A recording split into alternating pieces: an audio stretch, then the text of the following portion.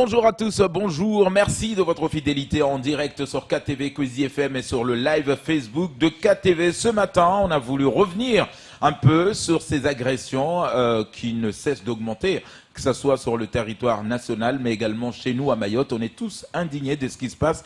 Et nous recevons ce matin Salas qui nous a fait le plaisir de répondre à notre invitation. Salas, bonjour et bienvenue. Bonjour Camar, bonjour Léo, bonjour à tous. Alors, Salas, on l'a vu déjà, vous l'avez alerté depuis plusieurs mois que vous vivez ces situations. À part les problèmes qui sont en interne, vous avez également ces problèmes aujourd'hui de caillassage, d'agression quand vous intervenez, peu importe le lieu, que ce soit en petit air comme en grand air. On l'a vu également du côté de Kungu. Et là, ce qui s'est passé à Kahani, on peut se poser des questions. Est-ce que c'est finalement la petite goutte qui vient encore une fois faire déborder le vase? On va pas dire c'est ça, mais c'est au quotidien. Nous les sapeurs-pompiers, on nous agresse tout le temps, que ce soit physique, parole ou autre chose. Mais la soirée on va dire de dimanche à lundi, là c'est trop. Trop c'est trop. Ouais.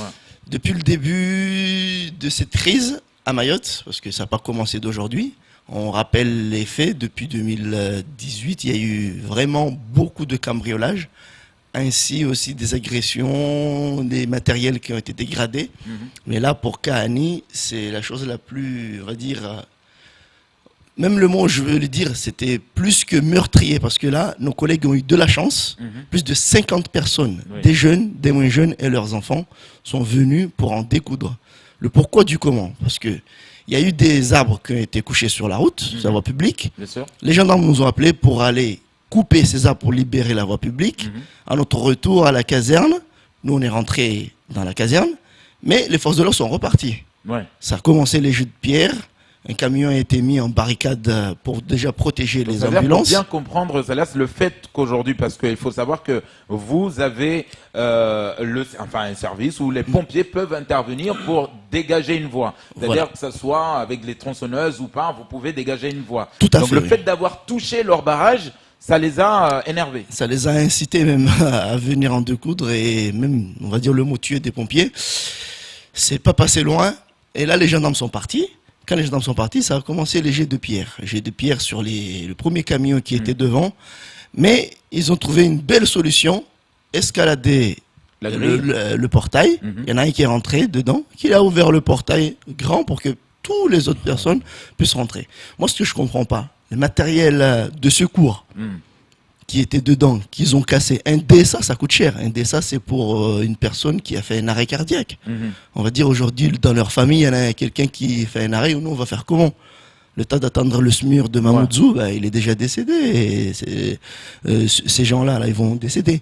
Mais on comprend pas cette haine envers les sapeurs-pompiers qui s'est passée ce jour-là. Alors, on le sait que, pardon Léo, mais on le sait que aujourd'hui, tout le monde rêvait de cette caserne de pompiers à Kahani, dans le centre de Mayotte. On se disait, voilà, avoir nos héros de proximité, comme on les appelle, pour pouvoir intervenir, surtout dans une zone où la précarité, elle est là. La population en a besoin, surtout ceux qui vivent autour. Donc, ça veut dire quoi? Là, est-ce que ça prouve encore une fois que finalement on s'attaque à un service public, le service parmi les services publics à intervenir en premier, à répondre toujours présent? Là-dessus, on dirait que ces gens-là, ils confondent l'uniforme. Parce qu'aujourd'hui, il y a la partie force de l'ordre et nous les secouristes. Il faut qu'ils pensent déjà. Nous, on est des secouristes, on n'a pas d'armes, on n'est pas armés, nous. Nous, on n'a que des matériels. Pas là pour les interpeller. Voilà, des matériels pour les secourir et secourir la population entière à Mayotte. Ce que je trouve très dommage, c'est le fait de nous voler ces matériels-là. Une tronçonneuse qui était volée, des vestes de feu, des masques qui nous servent pour rentrer, pour éteindre un feu. Ça va leur servir à quoi, ce genre de choses? Or, nous, on en a besoin. Déjà, on n'a même pas le surpantalon pour y aller. Aujourd'hui, ils nous piquent les vestes de feu. Comment on va pouvoir intervenir? Ces gens-là, il faut qu'ils se remettent en question, qu'ils voient que nous, les sapeurs-pompiers, on est des secouristes. On n'est pas là pour les chamailler, on n'est pas là pour leur menotter ou autre chose. C'est pas notre boulot. Pour eux, oui, parce que comme vous êtes allés enlever leur barrage, ils sont pas contents. Donc ils pensent pas plus loin que ça. C'est terrible à dire, mais Oui. ce que vous avez dit, par contre, quelque chose que je veux revenir dessus, Oui. une cinquantaine de jeunes sont arrivés, ainsi que leurs parents. Ah oui. Là, il y alors, avait parce qu'on- Des adultes, quoi. Oui, Oui, des adultes. bah oui, non, mais on parle souvent des jeunes, hein, mais que font les parents? Ils devraient plutôt être derrière et leur dire c'est pas bien. Mais là, ce qu'on se rend compte, c'est qu'il y a des parents dans le lot. Affirmatif. C'est ce qui est un peu choquant de voir ces grandes personnes, parce que nos collègues qui étaient dedans, là, on va dire 11 personnes qui sont à l'intérieur, qui voient ce qui se passe dans la cour de la caserne, et comment ils peuvent se défendre, avec quoi? Un extincteur qui est à l'intérieur, de l'eau chaude ou autre chose. Ben là, franchement, Donc ça veut dire que vous êtes démunis par rapport à on ça. est démunis. Nous, on n'est pas là pour se battre. Bien On sûr. est là pour sauver des vies. C'est pas ça qui doit se passer. Mais aujourd'hui, moi, je vous dis, Camar, il y a des choses que je comprends pas. La direction du SDIS, le conseil départemental et l'État, ça fait déjà des lustres qu'on se bat sur la sécurisation des casernes. Que ce soit Pamandzi, Kaweni, aujourd'hui Kahani, Mramadoudou, et j'en passe les meilleurs. 6 casernes pour faire la sécurisation, ben, ils n'y arrivent pas. Mais pourquoi ils sont là, ces gens-là? On voit, il n'y a même pas 3 semaines, Kaweni. Kaweni, tous les véhicules ont été saccagés. Ils sont venus, ils ont tout volé. On n'a pas vu une personne de la direction venir les soutenir. Aujourd'hui, à Kahani, comme par magie, c'est les véhicules, leurs millions, qui ont été touchés. Et la présidente qui s'avance avec ses talons tranquillement pour venir dans cette caserne. Madame, vous foutez quoi ici? C'est ce que nous, on se demande. Qu'est-ce qu'elle est venue faire avec son Elle est directeur? venue vous dire courage. Le courage, on l'a déjà. Le courage et dévouement, on l'a. Oui. Mais aujourd'hui, c'est les camions qui sont touchés. Ah ben, elle est arrivée. Non, non, non, c'est pas ça, madame. C'est nous d'abord. Après vos matériels. Est-ce que vous avez demandé encore plus maintenant d'avoir plus de sécurité pour les casernes? Et quelle a été leur réponse? Tous les jours, tous les jours. Je vous dis une chose. La caserne de Pamandzi, vous voyez une caserne. Mais au-dessus, ils vont reconstruire une nouvelle caserne. Aujourd'hui, la direction ne veut pas mettre 1 euro pour la sécuriser. Et quelle raison ils donnent? Quelle raison? Parce que demain, vous allez partir, vous allez monter un peu plus haut. Il ne veut pas mettre des sous parce que je pense après, c'est peut-être les gendarmes qui vont récupérer ces lieux. Ils ne veulent plus investir dedans. Il n'y a pas que là. Toutes les casernes, il n'y a aucune caserne qui ait une sécurité. Donc ça veut Chacun dire peut que rentrer et vous- sortir. Vous faites l'objet de caillassage, de brigandage, d'agression, c'est quand même Oui. grave. Oui. Et il n'y a aucune, pour l'instant, solution qui vous est donnée pour lutter contre ça. Lutter, ils ont commencé à Kaweni Zomigwa, du barbelé, c'est un petit peu. Mais on parle des portails. Ces Oui, gens-là, c'est ils ça. vont pas passer là-bas. Ils vont passer devant le portail. Les portails, ils ferment pas à clé. Avant, les 2 portails étaient automatiques. C'est nous qui les ouvrons de l'intérieur. Depuis 2015 ou 2016 ou même 2013, c'est tombé en rade. Jusqu'à aujourd'hui, ils n'arrivent pas à réparer un portail qui est automatique. Qu'est-ce qui se passe à Mayotte? Aujourd'hui, ils ont un Kinga qui est flambant neuf. Tout est dedans. La sécurité, tout ce qui va avec. Même des vigiles. Envoyez-nous ces vigiles-là. Comme ça, ils sont en première ligne. Et nous, on sera en deuxième ligne. Mais aujourd'hui, c'est inacceptable. Alors, ça là, on le sait, quand cette route a été fermée, des barrages partout, alors même que nous sommes en confinement, c'est-à-dire qu'aujourd'hui, le téléphone ne cesse de sonner du côté des pompiers, du SMUR et tous nos secouristes.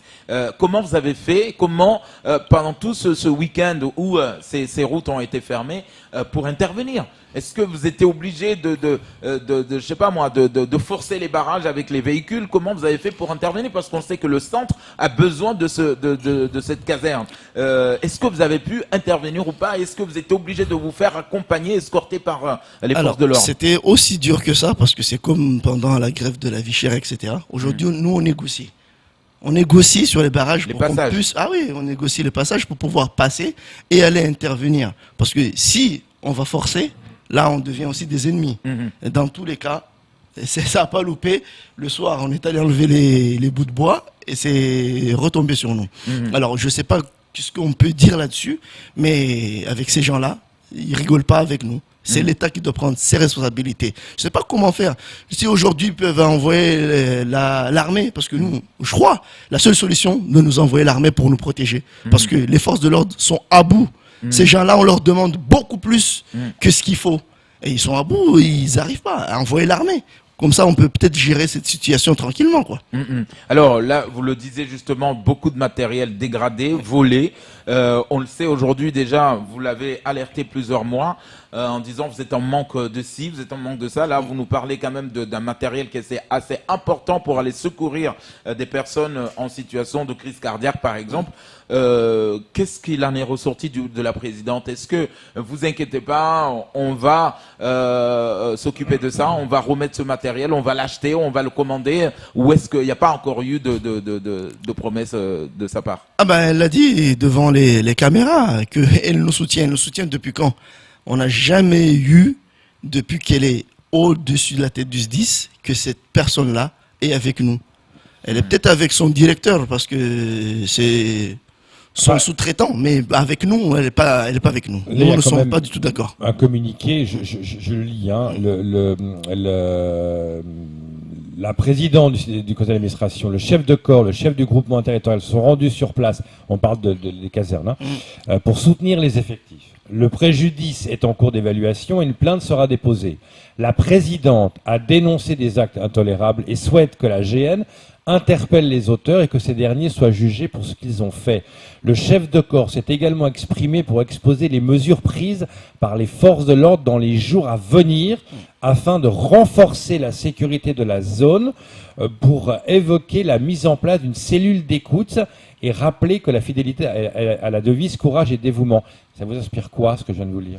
Franchement, pas de confiance du tout. Là-dessus, c'est des paroles, comme on dit à Mayotte. Pour vous, c'est que du blabla, c'est du blabla, c'est du blabla. Pourtant, ça va être concret. Déposer plainte. Mais pourquoi elle dépose plainte? Parce que ces camions, son matériel a été touché. Et s'il y avait un homme qui était touché, vous croyez que là, ils viendraient pour faire leur blabla comme ça? Je crois pas. Mais aujourd'hui, c'est du matériel. Des mesures vont être prises pour renforcer la sécurité dans la zone. Quand ces mesures vont être prises? Parce que moi, je crois, le président du conseil départemental a parlé à ces gens-là, en leur disant qu'ils veulent leur mettre des dodanes sur cette route. Moi, là-dessus, je suis pas du tout d'accord. Parce que là, vous prenez une minorité de personnes, vous leur donnez ce qu'ils veulent pour mieux nous tuer sur la voie publique. Parce que c'est le mot. Les dodanes. C'est-à-dire qu'aujourd'hui, avec ce tronçon de route où vous intervenez rapidement, avec des dodanes, ça vous fait ralentir. Ça va nous ralentir et eux, ils peuvent avoir, comme ils l'ont fait en 2018, caillasser les ambulances et les autres véhicules. Ça ralentit. Voilà. Cette route n'est pas éclairée non plus. Aujourd'hui, il faut qu'ils mettent de l'éclairage. Mais la seule chose que ces gens ils demandent, c'est des trottoirs. Parce qu'ils côtoient les voitures sur la voie publique. C'est pas bon, ça. Revenez sur leur projet, mettre les trottoirs et des barrières pour que ces gens-là puissent circuler tranquillement. S'ils circulent sur la voie publique, il y aura des accidents. Mais mettre des dodanes, c'est pas bon du tout. On a vu ce qui s'est passé. Et même la population n'est pas d'accord là-dessus. C'est nous mettre en danger tous les jours. Je suis pas d'accord avec le président du Sénat. Alors, Salas, on le sait que la population mahoraise, en tout cas, le centre de Mayotte avait espéré avoir une caserne dans le centre de Mayotte aujourd'hui. C'était gain de cause. Tout le monde était heureux de voir cette caserne pousser au sein de Kahani.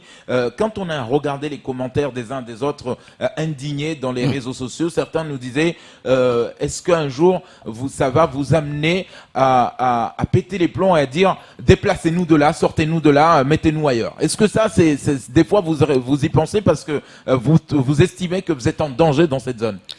On va dire, non, on ne peut pas y penser parce que c'est un endroit stratégique. C'est stratégique, c'est le centre de l'île, l'hôpital n'est pas loin. Et sur le SDACR, c'est une obligation. Aujourd'hui, qu'est-ce qu'on peut faire avec ces gens-là pour qu'ils puissent plus nous attaquer autre chose? Déjà, la sécurisation des casernes, mais aussi, on parle de notre présidente. Ça, c'est la commune de Ouangani. Et elle est conseil départemental de cette commune. Le président du CD aussi, c'est sa zone. Maintenant, c'est leur population, c'est à eux de parler à leur population, à les apaiser. C'est une minorité, hein, mais ils sont là pour les protéger. C'est-à-dire qu'une minorité arrive à prendre en otage toute une zone et notamment une caserne de pompiers. Toute une zone. Là, nous, on est bien sur cette caserne-là. C'est l'école départementale des sapeurs-pompiers de Mayotte qui doit être là aussi, cette caserne. Je ne vois pas où on peut aller pour qu'on puisse avoir ce qu'on appelle les délais d'intervention normal pour intervenir dans notre secteur qui est le secteur du centre. Mais aujourd'hui, ces personnes-là, ils sont déterminés, mais c'est au maire de la commune aussi déjà de parler à ses administrés, le président du CD de parler, parce que là, c'est une route qui est départementale. Bien sûr, C'est la DCS, à eux, comme on l'appelle. voilà, c'est à eux de venir l'entretenir. On leur demande tout simplement, leur souhait, c'était de mettre les trottoirs, dodanes. qu'ils les mettent. Mmh, Non, des pas de trottoirs. dodanes. Pas de dodanes, c'est un danger Ouais, imminent. Mais c'est une demande récurrente, hein, les trottoirs. Parce que c'est pas le seul. Hier, on a reçu la sécurité usagers routière, de la route. les usagers de la route, qui disait, qui disait qu'elle avait des dodanes, mais qui parlait également des trottoirs. Tout à fait. Mais là, Évidemment, C'est partout depuis à Mayotte. 2015 C'est que ça. ce projet devait J'allais voir dire, le jour. ça fait 5 ans que ça doit voir le jour. Est-ce que vous pensez que ça va voir le jour demain? Voilà, c'est la Les question. entreprises du BTP et autre chose, ils ont repris le boulot. Maintenant, s'il y a eu de l'argent qui a été injecté dedans, moi je vois pas le pourquoi du comment ils vont pas réaliser les travaux. qui Et sont par rapport bientôt à votre sécurité aujourd'hui, Oui. qu'est-ce que vous voulez faire pour lutter contre ça maintenant, concrètement? Concrètement, qu'ils nous réparent déjà le portail, Ok. que le portail soit sécurisé et qu'il y ait une clé dessus, parce que c'est un portail que tout le monde peut ouvrir, tout le monde peut rentrer dans cette caserne. Il y a du barbelé qui est au-dessus sur l'autre partie du grillage. Donc en fait, ça c'est plutôt simple à faire. Enfin, c'est pas oui, pas oui. secret, mais je veux dire, ce que vous demandez, quelque chose de simple, Ouais. c'est sécuriser nos portails. casernes. La caserne. La La caserne, caserne, voilà. voilà, la caserne. Donc, c'est première chose. Donc, la demande a été faite déjà. Vous l'avez. La partie syndicale, la partie des présidents, on va dire les responsables des casernes, c'est les chefs de centre. Toutes les formules ont été faites, mais aujourd'hui, on dirait que la direction ne veut pas bouger. Je vous parle aussi de la caserne de Longoni. Longoni, il y a un portail qui est là. Nous partageons les locaux avec la direction de l'ADL. Personne ne veut réparer ce portail-là. Le SDIS envoie la balle à l'ADL envoie la balle au SDIS. Alors maintenant, ces deux personnes-là, c'est l'État qui les gère. Maintenant, l'État prend ses responsabilités et nous répare ce portail. Parce que des gens, là, la dernière fois, il n'y a même pas une semaine, c'est des gens qui sont introduits à l'intérieur. Ils voulaient voler ou autre chose. Heureusement, il y avait une personne qui était encore à l'extérieur vers 1h du matin et il a pu les pourchasser, ils sont repartis. Ouais, donc, Et ça, c'est la zone aéroportuaire. Portuaire, pardon. Donc, si je comprends bien, que ce soit Longoni, Kaweni, Kaani, ça passe par les portails. Voilà, c'est ça. On dit chaque fois la même chose, ça va par les portails. Donc, ce qui est hallucinant là, c'est qu'on a l'air d'avoir une solution proposée que vous donnez, Nous, on donne. qui a l'air logique et rien ne se fait de l'autre côté.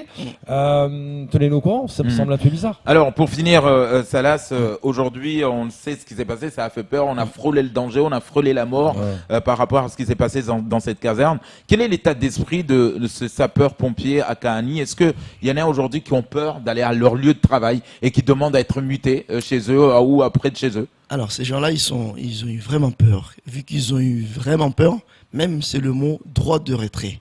Droit de retrait, nous n'en voulons plus, on ne va plus les secourir, ces gens-là.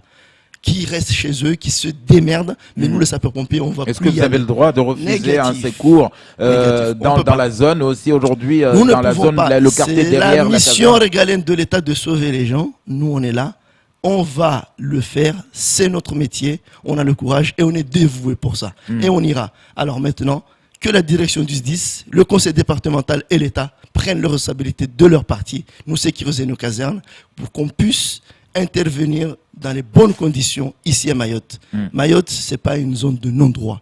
L'État doit prendre ses responsabilités. Merci beaucoup, Salas, d'être venu répondre à nos questions ce matin. Beaucoup de commentaires, en tout cas des gens qui continuent à vous soutenir.